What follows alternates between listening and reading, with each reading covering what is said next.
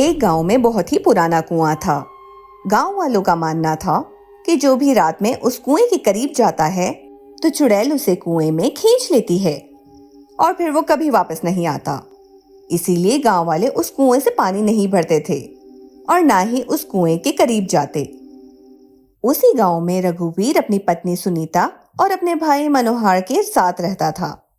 एक दिन रघुवीर की पत्नी सुनीता बीमार हो जाती है।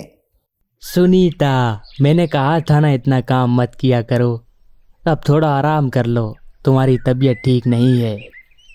अजी, घर का काम मैं नहीं करूंगी तो कौन करेगा? और वैसे भी मेरी तबीयत अभी पहले से बेहतर है।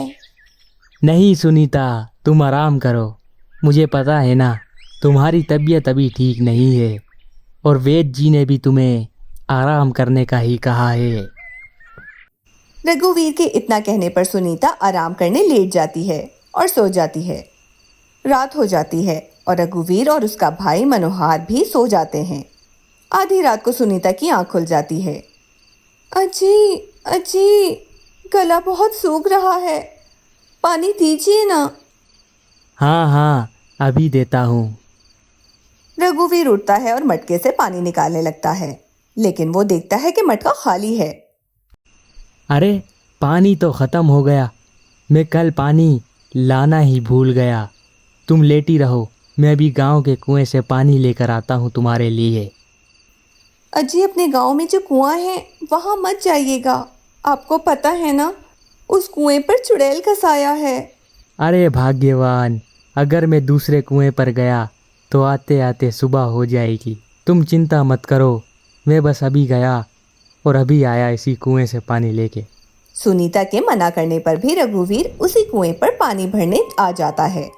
रघुवीर कुएं से पानी निकालने लगता है तो अचानक कोई इसे कुएं में खींच लेता है। उधर सुनीता भी काफी देर इंतजार करते करते सो जाती है। अगले दिन जब वो उठते हैं तो मनोहर सुनीता से पूछता है, भाभी, ये रघुवीर भैया नजर नहीं आ रहे सुबह से, पता नहीं कहाँ चले गए हैं। सुनीता को याद आ जाता है कि उसने रात को रघुवीर को पानी लेने भेजा था। रात को वो गांव के कुएं से पानी लेने गए थे, फिर मेरी आंख लग गई। अरे भाभी, आप चिंता नहीं करें, भैया वहाँ से आ गए होंगे। सुबह कहीं गांव में निकल गए होंगे, मैं देख कर आता हूँ। रुको, मैं भी चलती हूँ तुम्हारे साथ।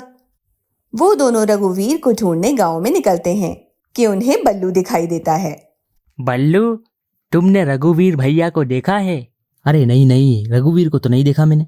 कल शाम को ही देखा था आखिरी बार। क्यों, क्या हुआ?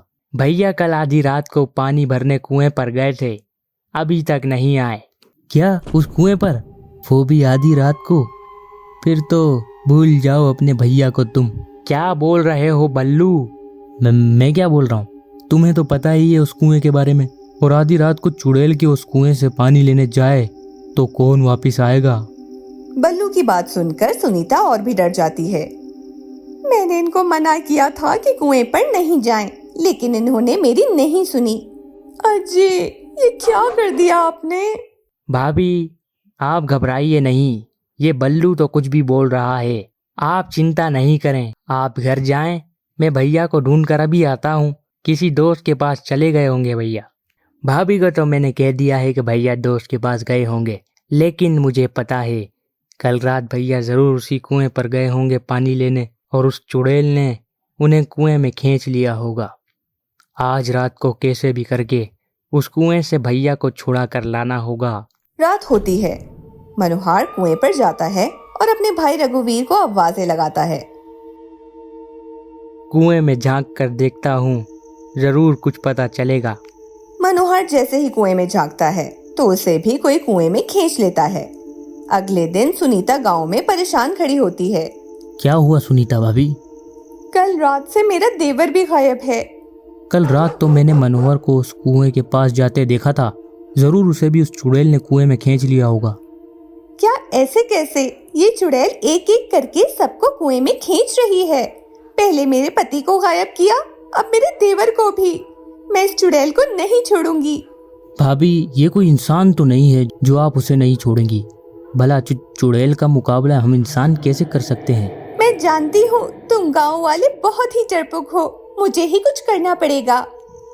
सुनीता सोचने लगती है कि वो अपने पति और देवर को कैसे चुड़ैल की कैद से वापस लाए।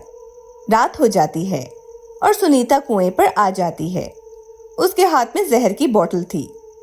ये चुड़ैल अपने आप को समझती क्या है? अभी इसके कुएं में जहर डालकर इसकी सारी शक्तियां खत्म कर देती हूँ। वैसे भी यहाँ से किसी को पानी तो ले जाने देती नहीं है। इतने में वहां चुड़ैल आ जाती है। तू ये क्या कर रही है? तेरी इतनी हिम्मत!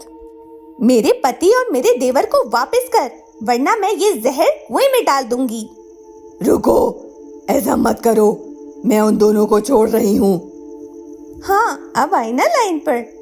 चुड़ैल उन दोनों को छोड़ देती है। अब तू ये बता कि ऐसा क्यों करती है तू? चुड़ैल सुनीता को अपनी कहानी बताती है। बहुत समय पहले मैं इसी गांव में रहती थी।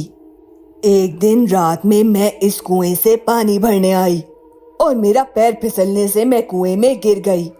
मैंने मदद के लिए गांव वालों को पुकारा तो कोई मदद करने नहीं आया। तो इसका बदला तुम इस तरह ले रही हो? हाँ, जब गांव वालों ने मेरी जान नहीं बचाई तो अब जो भी इस कुएं से पानी भरने आएगा कोई नहीं बचेगा। लेकिन तुम्हारे ऐसा करने से तुम्हें क्या फायदा? गांव वाले अगर इस कुएं से पानी पिए तो सोचो कितनी अच्छी बात है। और हो सकता है उस दिन जब तुम कुएं में गिरी तब किसी गांव वाले ने तुम्हारी आवाज ना सुनी हो, तभी वो मदद के लिए नहीं आए होंगे, वरना वो तुम्हारी मदद करने जरूर आते। चुड़ैल को सुनीता की बात सुनकर गांव वालों पर दया आ जाती है और वो कुएं से हमेशा के लिए चली जाती है। गांव वाले फिर से उस कुएं से पानी भरने लगते हैं।